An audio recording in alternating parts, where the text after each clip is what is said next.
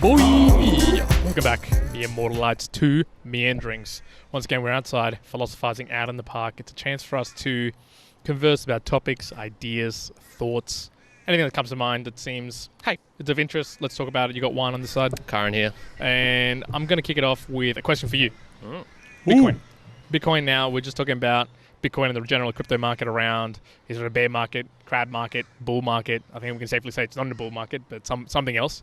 You recently went to the Bitcoin catchup, and you said there was quite a few individuals, but you wanted to hold off and commenting more until the podcast. What was of interest from the catch-up? So it was on my birthday, so happy birthday to me, Karen, for a couple of days ago. And the kind of inducing, the tantalizing thing about this one was that there was this guy called Texas Slim coming. Do you know who Texas Slim is? No. Okay, so I've heard about him through Adam Curry, and he's got this thing called the Beef Initiative, and he's basically kind of like grew up in the Texas farming industry type thing, ranching, that sort of stuff. Moved into more like telecommunications, I believe, and was actually pretty like smart in the IT wise. But he's definitely like a how you going rough slugger type of individual, bullshit type of person. Yeah, you know, like cowboy hat wearing sort of deal.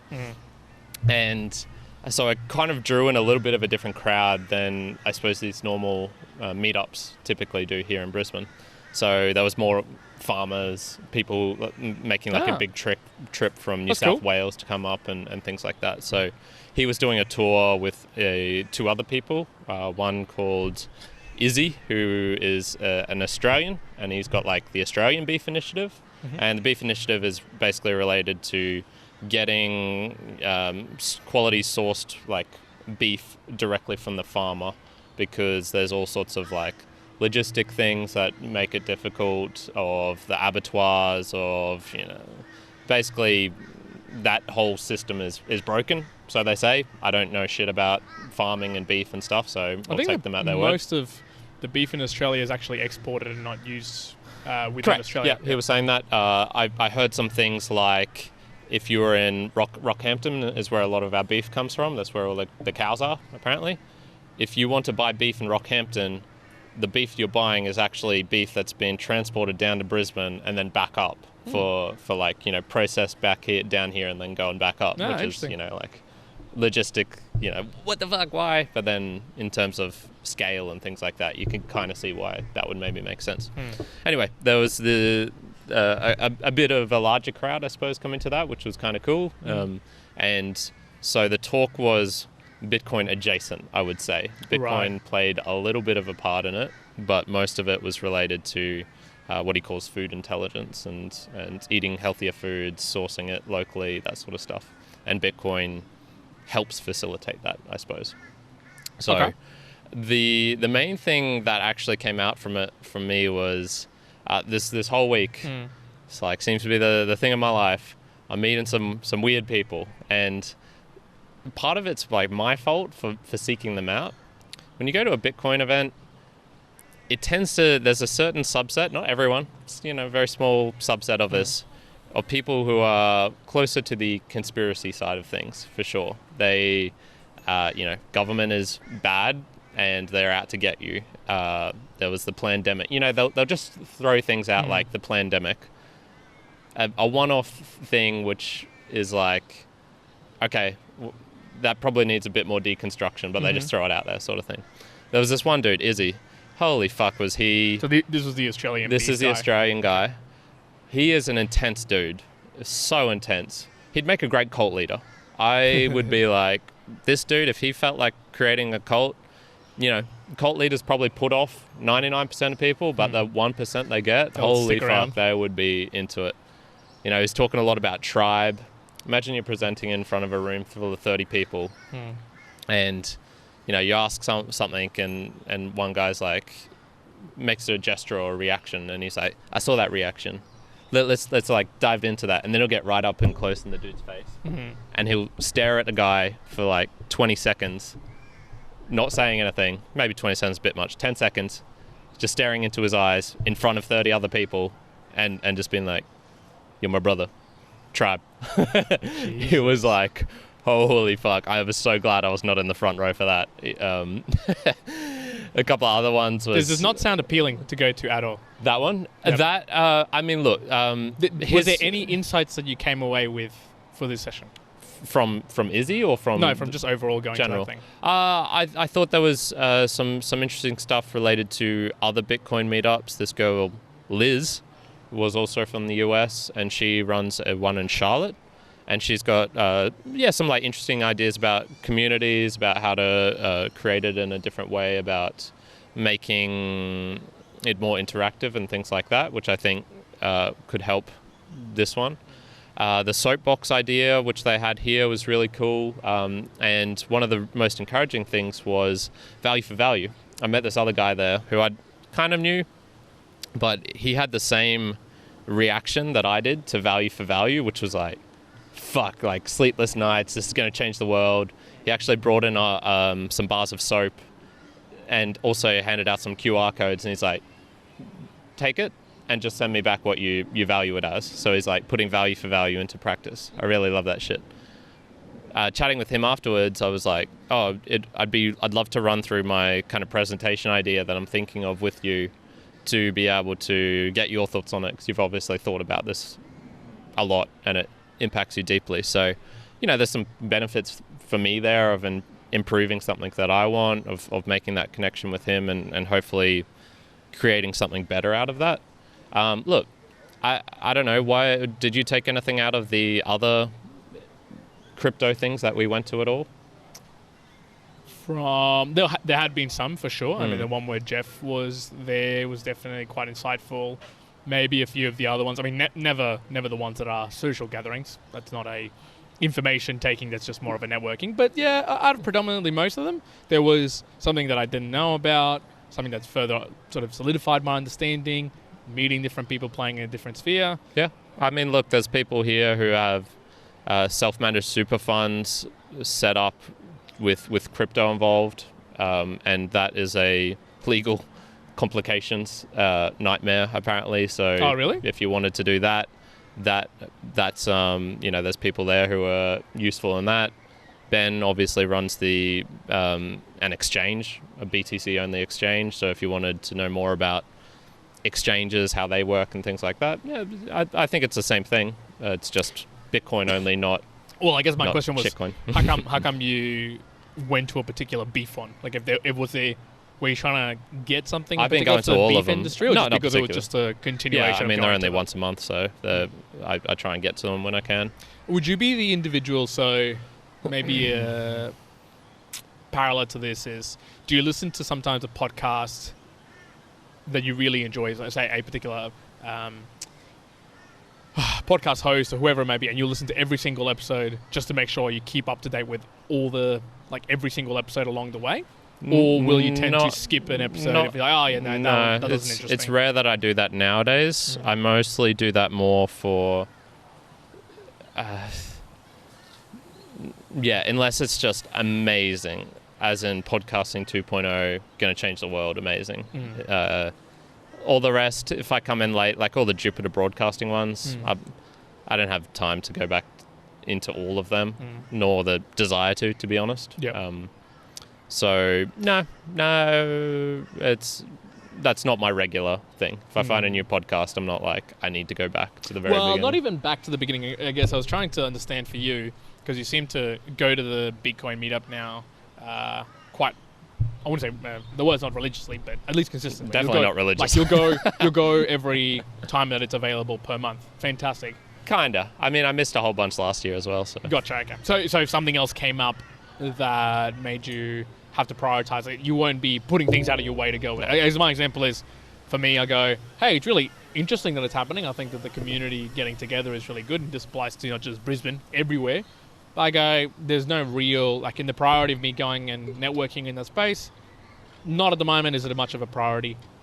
However, if it was something really quite interesting, or they had a really peculiar conversation that I went, oh wow, I think I would really learn from that, then it's worth the effort. But for me, like if you were to say, hey, this guy from Texas coming out about the beef industry, and someone talking about the beef industry, and he said it's adjacent to some Bitcoin, I go, no, I can't see myself venturing out for that, for the importance of it. But I also saw myself doing that in other parallels, like in podcasting, where take your podcasts that I really enjoy, Lex Friedman, Andrew Huberman, Tim Ferriss, Jocko Willink.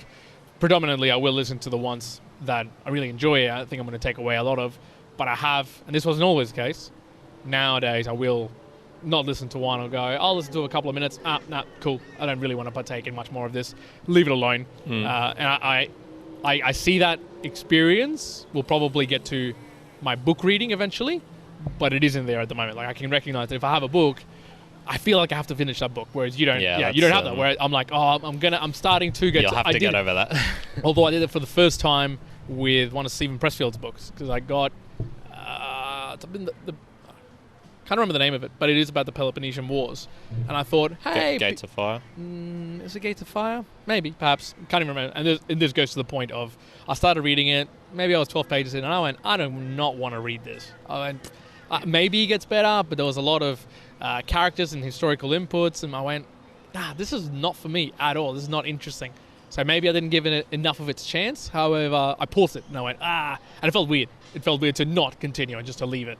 I went, ooh, is this what it feels like as I'm applying now to the podcast or other things? I was like, oh no, I will if I feel like it's valuable. And I don't know, I still catch myself going, was it valuable to actually stop it? Am I missing some of the value that's in here? Unknown. And I guess that's some of the... Here's the math one. I was doing this the other night. So I just turned 31.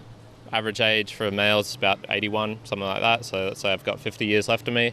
I read about 40 books a year, I'd say is my current pace. So that's 2,000 books I've got left in my lifetime. Assuming I continue that, I would say it'd probably be a little bit less than that if I had to guess. You're about 1/4 of that, so you've got 500 books in your lifetime left to read. Don't waste them on. Well, this is the problem. Karen's going to die at 81. I'm planning on going 150. This is the problem. So it kind of evens up. So for me, I do have about 2,000 books. No, you need to get to like 200 years old. 300, something like that. So look, we'll get there eventually. So I'll have to bump up my living age just to be able to read that many books. But you're right. Like, there is only so many books that you can choose to actively read, and out of all of those, how many like really are impactful / you keep like the wisdom behind it. So I guess I got to think about it in that perspective as well. Speaking of this, I've also made it this month. I'm not reading any books. I've made it a kind of almost, it's not in my goals, but I'm applying it that I'm not going to read any books, any new books. I've got books there to read. But I went. I know myself. I'm going to get annoyed if I say to myself, I'm going to read this book, which I do have a new one, Ryan Holiday's brand new one of Discipline. And I went, I really want to read this, but I can see myself, and if you go back to the monthly goals, I've got a lot of stuff I've got to get done, like basically every weekend and, in the afternoons that I don't really have. I shouldn't be expending the energy on reading the book. It actually should be on other things. And I can see myself, if I begin it, I'm going to find myself being annoyed that I want to get back to it. Like, I really want to enjoy reading it, but it's not the case. So it's like an anti-goal. I'm like, no new books this month. I'm going to do, like I was reading yesterday, but it's a like dad book, basically, getting ready to be a dad type of deal. So I don't count that as a book like the self-discipline one that Ryan Holiday won. But it's interesting to apply almost like a pseudo anti-goal to go, okay, no, one, you're not picking up any more books. Basically just focusing on getting all this other stuff done. And then maybe if I get all of that like done early, sure, then begin the actual book. So, even then, there you go. I'm going to reduce my book count overall even more. So, got to be mindful of that. Touching back again on the strange / extreme people. So I had 3 events this week. One which I sought out, i.e. me going to the Bitcoin event. There's a good probability there's going to be someone like that there, an intense person who is like, geez, how'd you get this far in life sort of guy, or girl. There's a mix of them. Yesterday at the doing handstands, had another guy come up. Once again, that kind of like neutral interaction. I've tallied up, I think, all of my interactions via handstanding now of people coming up to us, / me, and I think it's like just underneath neutral. There's just been like the worst of the worst has not topped the best of the best. And so like when I come down, it's just slightly underneath, I think. Really? But what in what regard? In the sense that you can have ones where it's like homeless guy sleeping on your gym mat that you've put out, putting a cup of coffee at your feet, and subsequently going off to rave at other people, thankfully not at me or my friend Kwok, at other people 20 meters away. There's, that's a intensely negative experience, I would say. I've never had a girl come up to me and be like, Kyron, you're fucking gorgeous. Look at those handstands of yours. I don't think it's going to happen. I don't think it's going to happen, folks. I don't think so either. And so the highs of the highs don't match, I think, the lows of the lows. Okay. So in any case, we had another guy come up. It's just that experience where it's like, I'd say like slightly underneath neutral, where it's like, yeah, I'd probably prefer that wouldn't have happened, but whatever.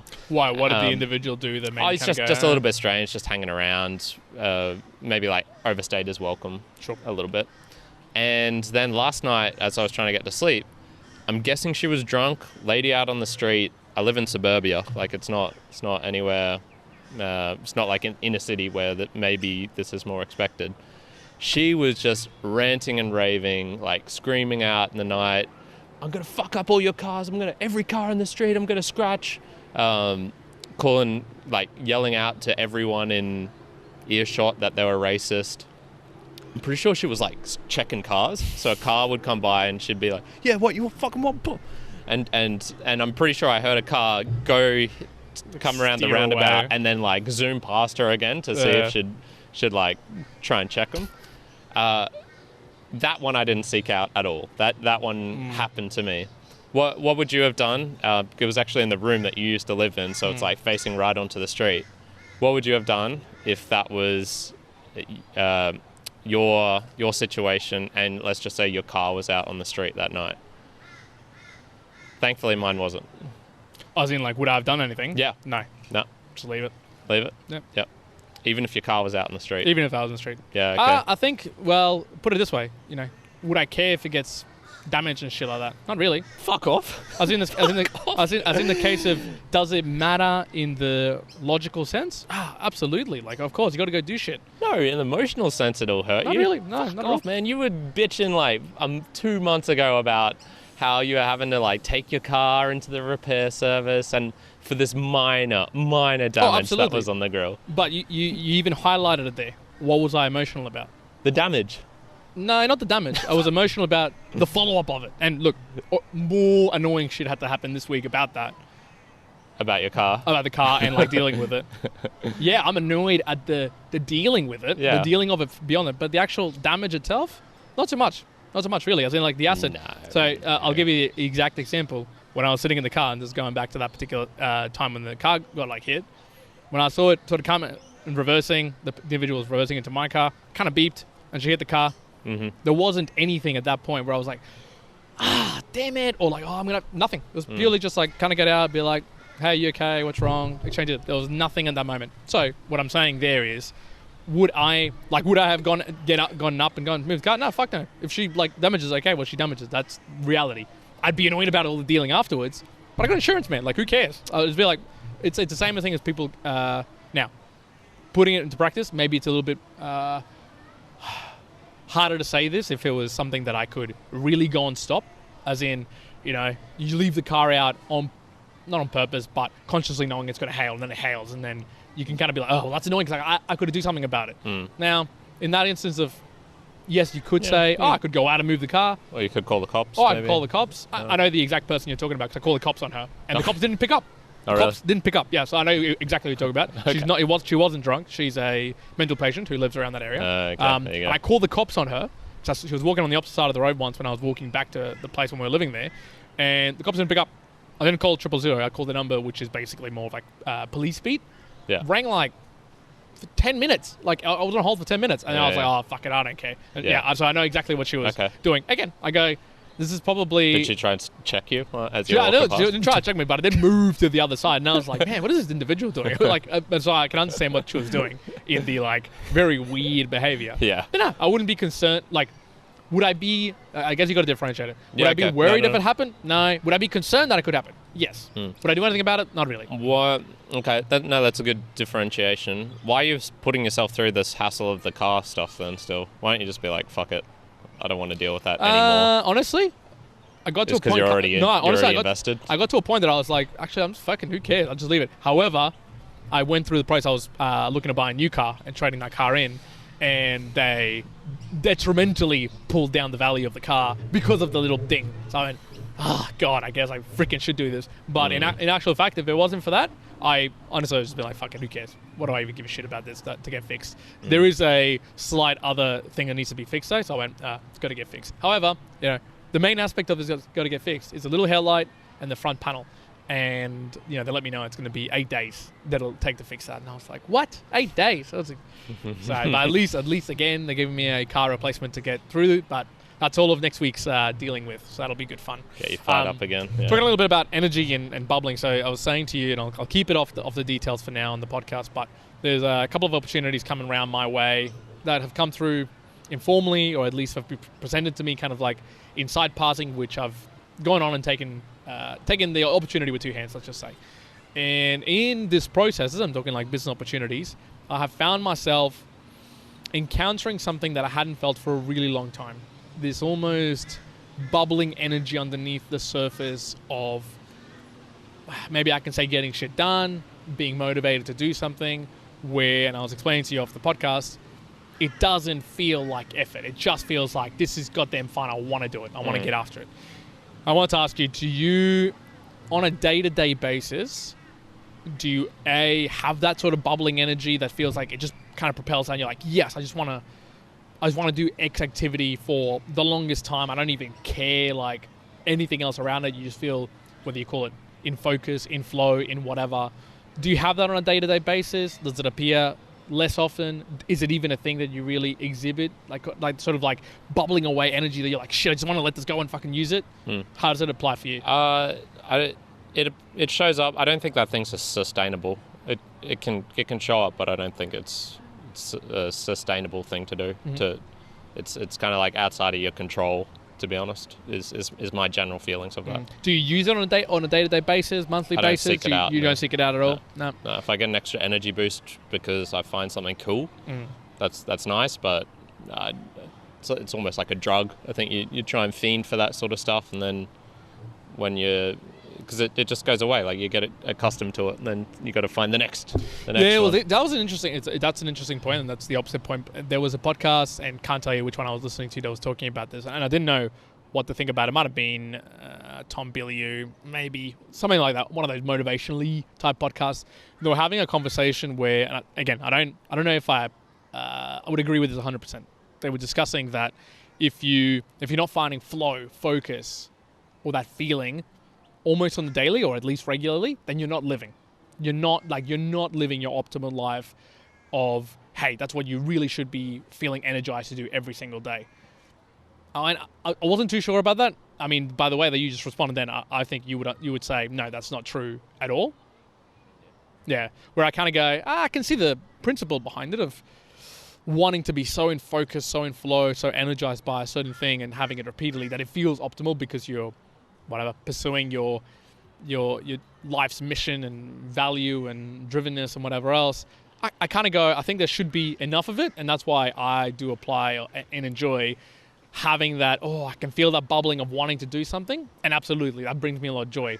But I don't necessarily think it has to be in everything you do. It has to apply in every single thing that you're doing, and you shouldn't be disappointed, nor have to be chasing it every day to go, well, if I felt freaking fantastic like this today and really in flow, tomorrow's going to be shit because if I don't find it. No, it's okay. It's all right for it to be, nor here nor there around it.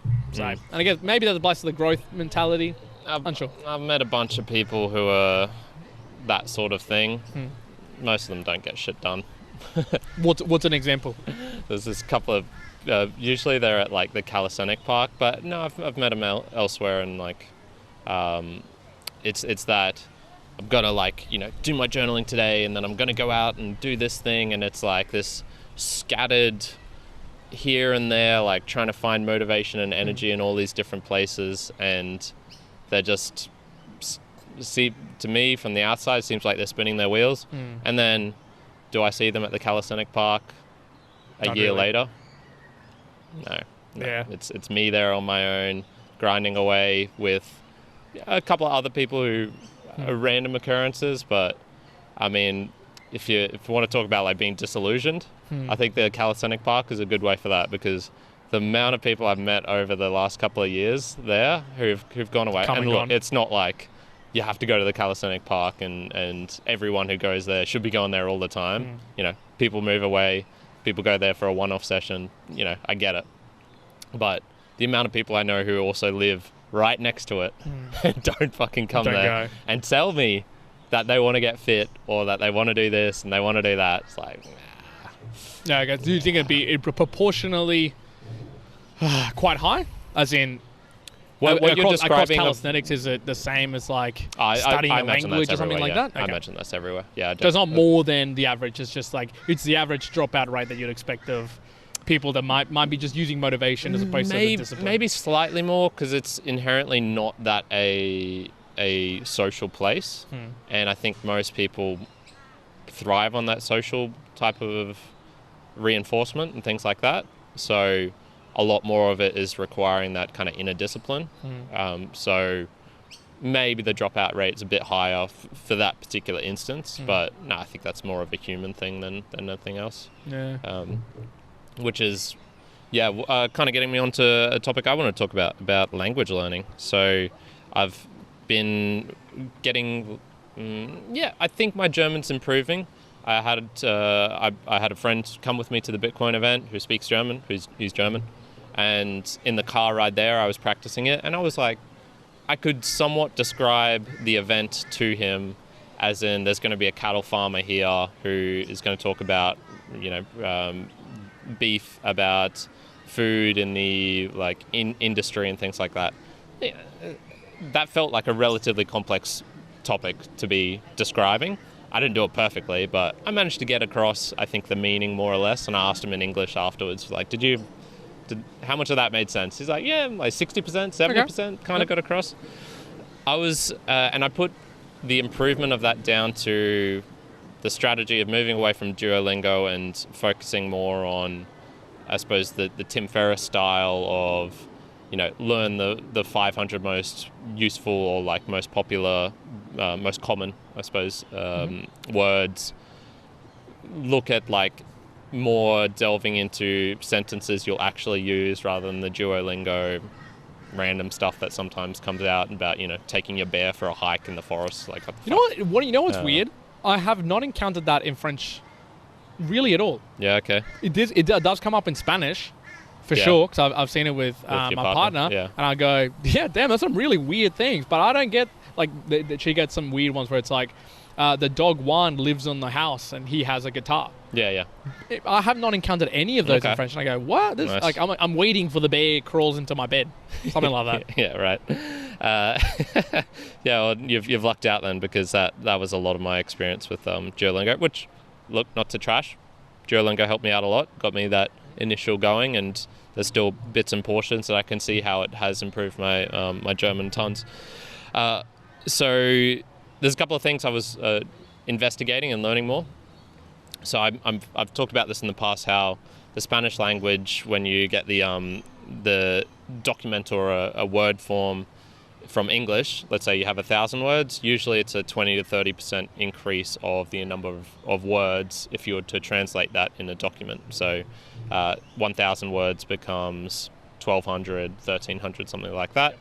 German is the opposite. So it's got a lot of these verbs which are all chucked together, and they'll just have house and then, I don't know, the beach, and then it's the Strandhaus or something like that. I don't know if that's a particular one, but Reisehaus, vacation house, that sort of thing.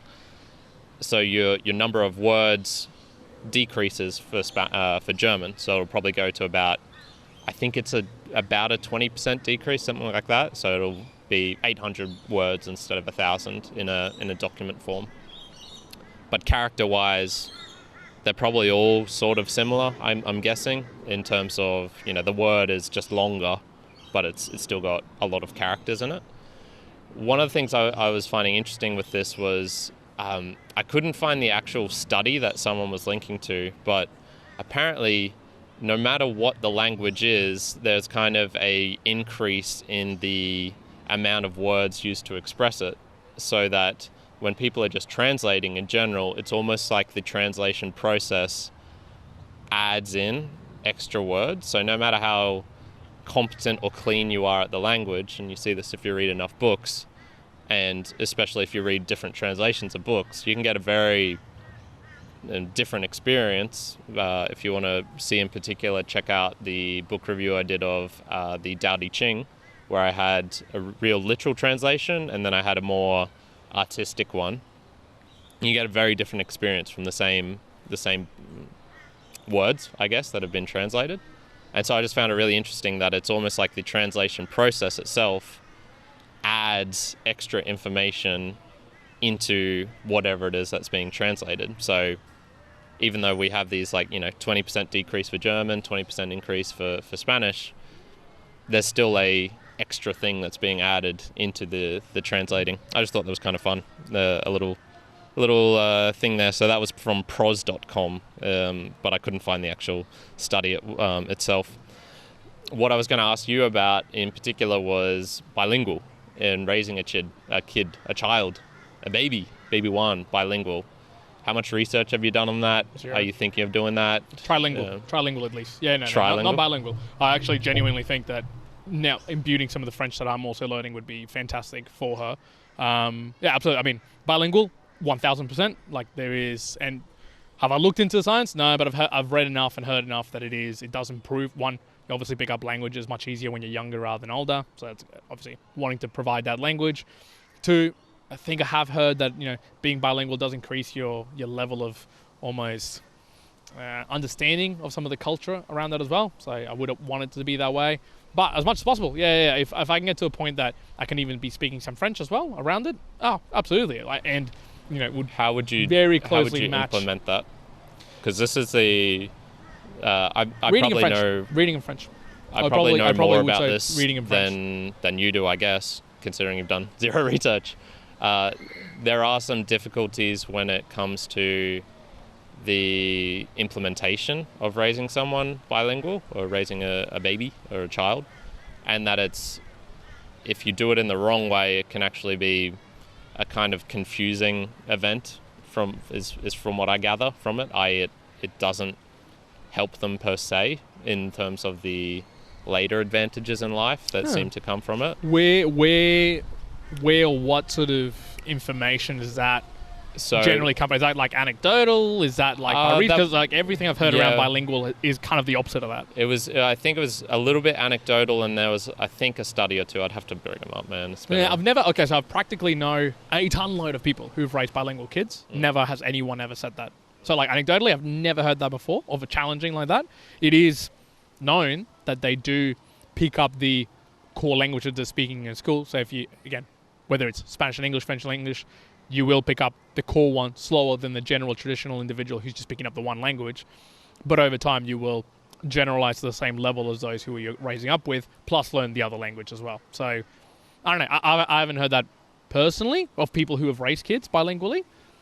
I guess I haven't looked into enough of the research to say it is challenging in this particular aspect. I'm sure practically there would be many issues with it as well. So, if I really had to think about it, there's no one I really know that speaks French, nor am I really great French speaker, right? Yeah. But I could see myself reading French books in order to be speaking French. Now, that is not learning the language of French, absolutely not. And that's going to be very close to Spanish in any case.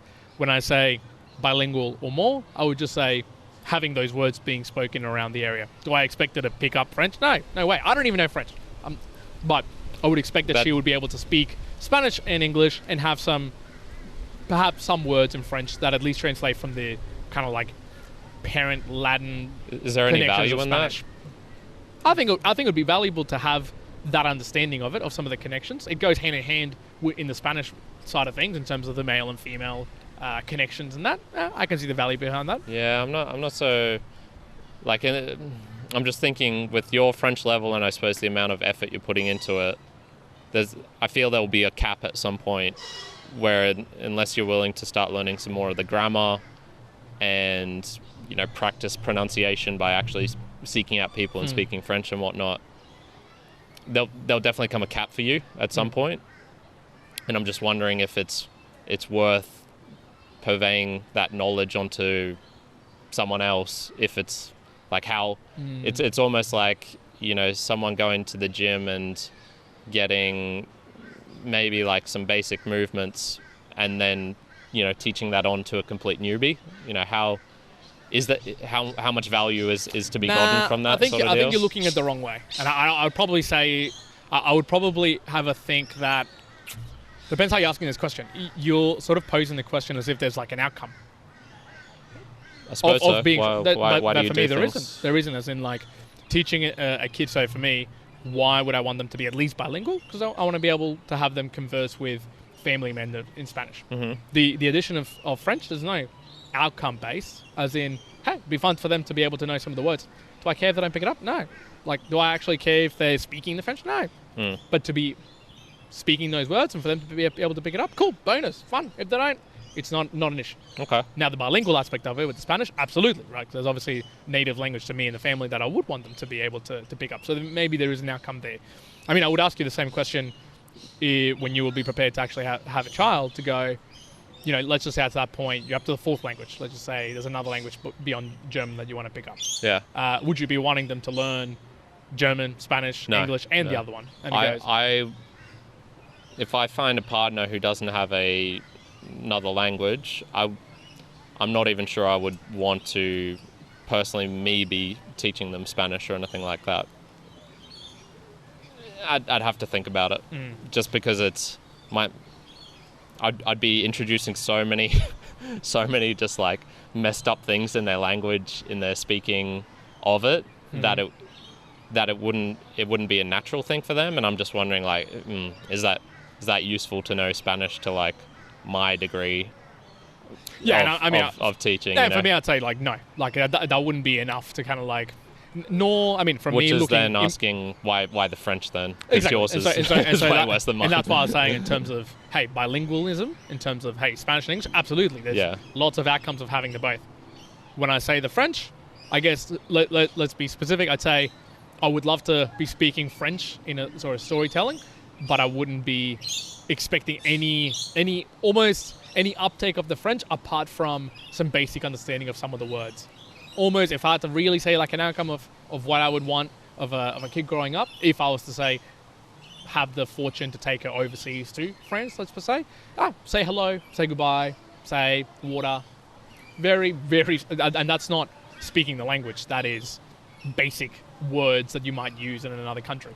That probably would be it. I would similarly, though, imagine and see this in learning some of those aspects in Japanese. So it isn't so much, I guess, now that you was talking about it, it's not like learning language, it's just learning some words. And so maybe I'll correct myself. I would definitely want them to be bilingual and then learn some words in different languages. Okay. But trilingual is a pretty strong statement. Trilingual probably, I'll recant my trilingual. Bilingual with learning of words in other languages for sure. But I think that's one thing that I really want to do with my kids in general, if hopefully continue to have the good fortune to do so, is get them to learn not just language but cultures in general by taking them overseas to places like Japan, Europe, South America and the like for good portions of time, like hopefully a month sort of thing, kind of embed in the culture, and again kind of understanding some of those words, hellos, goodbyes, water, simple things, so that yes, there's a difference between that and knowing the language, but there is some connection more than no connection in knowing a little bit of culture to be using some of those wordings, using some of the understanding of what that means. So hopefully that's probably how I would want to go down the path of introducing them to different cultures. I think that's a very powerful thing for kids to experience different cultures at a very early age, to understand humanity in general, like other individuals, because you just get too caught up, and I've seen this in many people, just too caught up in the bubble of living in your area of the world, and the length of the world is as far as you've traveled, and not being able to see how some things can apply to different cultures, areas of the world, perspectives, and it just changes your ability to have perspective in general, to be honest. So beyond, I would actually hazard a call out, there is, and maybe AI will change this, maybe digital means might change this. I was going to say, like VR, maybe might change negates this. the need to travel, which would actually be great. Kids on airplanes. I don't mind it. Well, see, you say, I'm like... You say that. Oh, but it's true, exactly. You haven't had a kid vomiting on your lap and bursting your eardrums and shit no, like that. Not in a plane, for sure. But how about that other times? No, but in a plane. No, in a plane. True. That's a very good call. But I go, yeah, unless, and so I'm speaking of like right now, I go, I don't see anything else that could replace that level of experience of understanding cultures and going elsewhere. No books, no movies, no nothing. Not to say, though, the technology is not going to get to a point that it does indeed transform that or translates enough information that it's like, okay, well, why would you do that? You could just do this. Yeah, I'm not sure on that one, because I've also met some like insular, I would call them, people here who did have families who took them over to, you know, Europe and stuff when they were young, and I'm not sure that I didn't see much curiosity and love of other cultures instilled in them because of that. So, I think that could be kind of hit and miss depending on the kid. Yeah. I wonder what the intent was in some of these trips as well, and which could get to some of the reasoning of what the outcome is to some of these things. Is a trip like, hey, we're going to go to like Disneyland a business in America, trip or something. or like, are you going to go to Disneyland in America? Well, you know, are you going to go to Disneyland in Japan? Okay, there's differences between knowing Japan and going to Disneyland in Japan. That's two very different things. I was just recommending a friend not to go to Disneyland. I would say Disneyland's fantastic. It's really cool. Yeah, my brother was telling me it was shite. Oh, did you go to the Japan one? He preferred Universal Studios. Yeah. I would say I prefer Universal Studios when I was in America, but I do like Disneyland as well. Yeah, or Disney World, whichever one it is. Yeah, whichever. But in any case, like it is enjoyable. However, there is very much a difference. Like, have you ever been to Fiji? No. Okay, Fiji, right? When you go to Fiji, most of the people who go to Fiji from across the world, they go to Denarau Island. Denarau Island's on the west coast of Fiji, down the bottom. That's not Fiji. Like, you're in Fiji, but that's like kind of saying, I don't know, you went to, like, you experienced Northern Territory, but you stayed in like a 5-star hotel in the, like, by the water. Like, you're not really seeing the country, not seeing Northern Territory for what it is. Which is fucking nothing. It is boring red dirt and shrubbery. True. So yeah, like, you don't know the boringness that you could find. But in any case, when you go Denarau Island, you're there in like the 5-star hotels and the nice beach and stuff like that, and you might go, oh, this is Fiji. But then to say what is the rest of Fiji is kind of like, no, there's a lot more to it. And so there's a lot of those nuances that I feel like proper exploration. And look, I say exploration really. I don't know if I will go to that level of exploration, because I've just talked about, I really wish to take them to France and do all these things. Will I see myself exploring the countryside or all these things? Not really either. So I go, okay, as I'm talking it through, I can see there's probably going to be limitations to even some of the ways of me trying to share that experience and the realities of what I will afford to do or led to versus just relaxation and travel, I guess. So when the time comes, I will know. So yeah, I'd like to. Yeah, I don't know. I think I do want to do some travel again, but it's also, it's kind of like you were talking earlier before we started about Tim Ferriss and having to restart, finding a partner again at the age of whatever he is, mid 40s. Finding a partner / also wanting to travel can be a kind of, unless you find a partner who wants to travel. True. Which it can kind of be on the opposite end of the spectrum. Yes, correct. So you gotta make up those decisions, and like he was saying, he wants to get into work and stuff. Well, it's like, well, that's not going to help you find a partner, Tim. So yeah, and I think personally, when I guess I'm fortunate enough now that one, expecting a baby is going to be keeping me in the position of being in a home or like a central location, but I've also kind of mentally gone, you know what, I'm happy with the travels that I've done. There's nowhere really in the world that's really calling out to me, apart from Japan. I do want to go back to Japan at some point. But from a vacation, like for me personally, I go, I'm happy. I didn't do most of Europe, right? I haven't done any of Europe, Greece if you want to call it that. But I go, I'm kind of happy. There's nothing really that attracted me to Europe in the first place. Yes, it'd be cool to go someday, but I'm in a position of happiness. I've traveled enough. I don't see myself something that pulls me away. So, I hope that when I do travel again sometime in the future, it'll be, I'm talking specifically family, it'll be like, oh, let's go somewhere to really understand the culture. And it'll be more a family thing, not a me thing. So yeah. The last thing that came out of the Bitcoin event for me was also just kind of the fun factor. We talked about this not too long ago with, me getting on Hosky, and how it's not, like, for me, Bitcoin doesn't have that fun factor. It doesn't have that factor of the true excitement, which is also why I enjoy it. It's kind of the boring, serious, like, work of fixing the planet, and that's how you enjoy your money, anyways. Just boring, easy, simple. That's how that's when I'm doing it right. That's how I see it. And then quality, man. So I'm gonna get Alexander on again, from Alexander Watanabe, who I chatted with 6 months ago, something like that. He's created this new one, which is like the ultimate Ponzi scheme thing. It's like a cultural critique. This is why I like him so much, because he's kind of got like this artist mentality, which is just so foreign to me.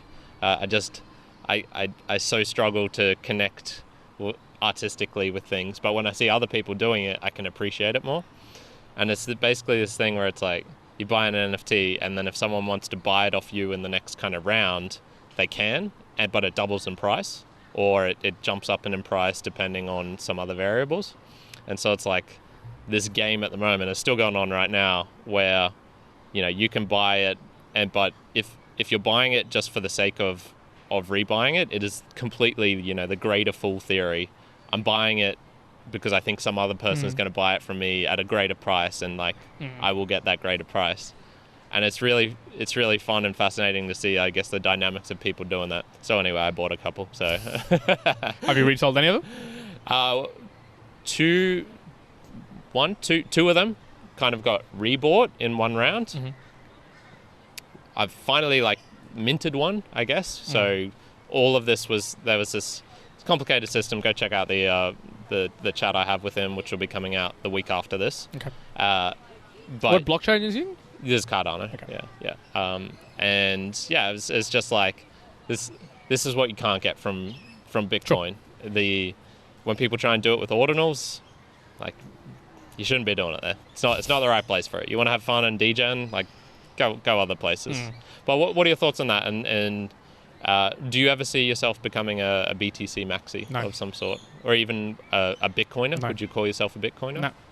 Yeah. Would you ever feel that you've gone too degenerate into NFTs or anything like that? Oh, definitely. I could imagine that happening. I mean, God knows how much money I've spent and been up and down on JPEGs. So I can definitely say, yeah, I could be over. But see, you physically went to the US for a trip and paid for by the NFTs. So I guess that kind of equals out. Yes, and that was a pretty intense experience by all gatherings. Will it make it into the top 100 experiences of your life? Maybe. I think so. I think for sure. Yeah. That's a lot of experiences. That's not nothing. For you to travel across the world and threaten to do it with Tim Ferriss, it's too late now, Tim. It's too late now. It's too late. Well, okay, it's in 10 days or something like that. So, that I think that speaks volumes of value. One of the things that I think Bitcoiners don't understand is that value subjective, which is why I really enjoyed hearing from that guy who got value for value and did it with his little kind of soap experiment. Because the thing with a lot of Bitcoin is yes, it is there's a good argument for why it's the most valuable thing in the. I've heard some intense arguments of why it's the most valuable thing in the universe. I don't know. There's aliens who probably fucking captured stars and trade stars like they trade Bitcoin. Is Bitcoin stronger than that?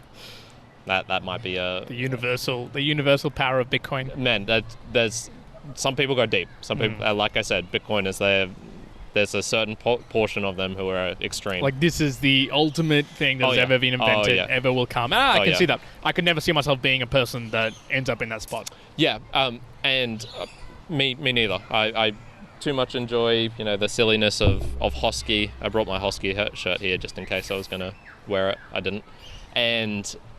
But I think one of the things I fail to realize is even if it is the most valuable thing, that doesn't mean the next step on the rung isn't valuable. I.e., just because it's the best, is there room for a second best thing? Sure. I think there is. I think there's room for a lot of things. And so trashing all of these other coins and projects, a lot of them which will become valueless 100%, that doesn't require that single-minded focus of like, I'm only going to look at this thing, and I'm reading a book, The Denial of Death by Ernest Becker at the moment, and it's a very strange book where a lot of it's dealing with the Freudian kind of sexuality theory. I've always never particularly understood that. I understand it a bit better now, but there is this need of these guys to try and reduce everything into, what are you repressing? It's your sexuality, and then like everything is related to the sexuality. I think that stuff's so dumb, man. So dumb. Same with this. I'm reading this because it's helping me understand more about what is it that desire. His argument so far, I'm about halfway through and he hasn't really got to it yet, but it's the denial of death, of everything that we do can be reduced down to your motivation for that is because you're scared of death. I think that's silly, but you know, I'm still waiting to hear his full arguments in the book. Sure. But that it's that same thing. It's always trying to like just find that one fucking thing, that one, like, this will explain everything, and I just don't think that's the correct way of going about it. I'm much more into the absurdism, kind of paradoxical nature of life, of living, and it's okay to teach your kid French even if you kind of suck at it, just for the like, fuck it, we'll see what happens. Not that you suck at it one, but you know, you're not fluent in it, and you won't get to that fluency stage, and it's okay. It's just be like, yeah, let's just do it, and if something happens from it, that's cool as well. And if good things happen or bad things happen, it's like, it's all right. Oh, we'll see. Exactly. Yeah.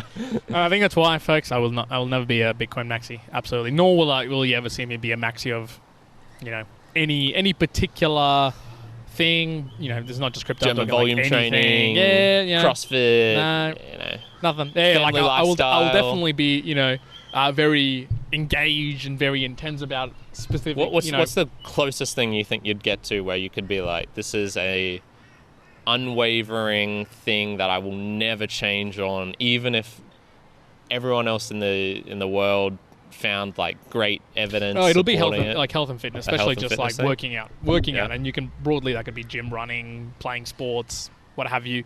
That I wouldn't even give two dimes of a fuck if someone comes out and is like, oh, actually that's deteriorating your age by this amount, or, you know, whatever. Couldn't care, whatever. Good, kill me fast. That's easy, awesome, well done.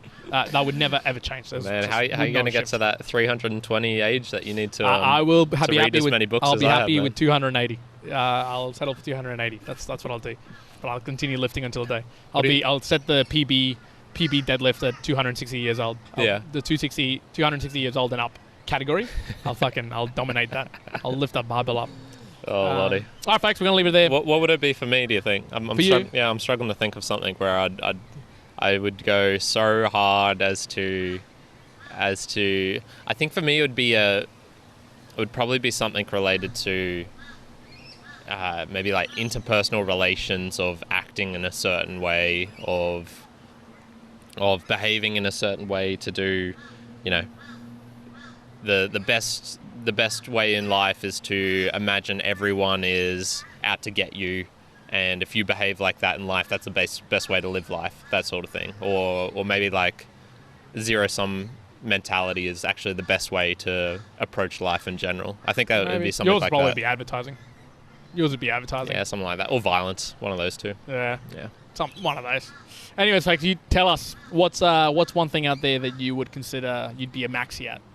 What's something that you would consider yourself this is never changing? Yep. You are down for the cause. You'll fight the good fight just to promote your particular idea.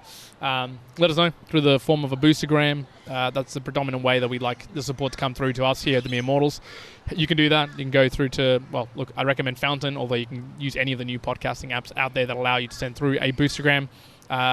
Most of these new apps are allowing you to just essentially use just your credit card. Go and put in some cash, transform it into Bitcoin, send it through in the form of Satoshis. Or, with Fountain, you could just be listening to a couple of podcasts and then just send through that value as you wish. Yeah, across to they other give podcasts. you some each day. So that's always a good fun way. If you're listening to us on other platforms, I had someone converse to me not too long ago around, is your predominant way of promoting the podcast through YouTube? And I went, no, not particularly. Like, we really do encourage people to go send through a boostergram. However, if you do listen to us on YouTube and you're watching the video right now, then look, leave a comment, share with a friend. That's also something that's valuable for us. It helps us be able to communicate and get the value that we're trying to provide out to a bigger pool. And perhaps you'll want to play around in the space of Value for Value, aka the new podcasting way to support podcasts out there who are promoting and playing around in that space. So feel free to play around, give it a go. And as someone who was listening to our live the other day chatted out, if you don't have too much of an idea on how to do it, reach out and we will help you out. I haven't reached out to the particular individual last time. I got it wrong. I thought Karen was progressing it, but I've got to progress it, folks. So I will be reaching out to that individual. But we'll go from there. That's it. We'll leave it there for now. Immortalites, one out. Karen out. Peace. Good.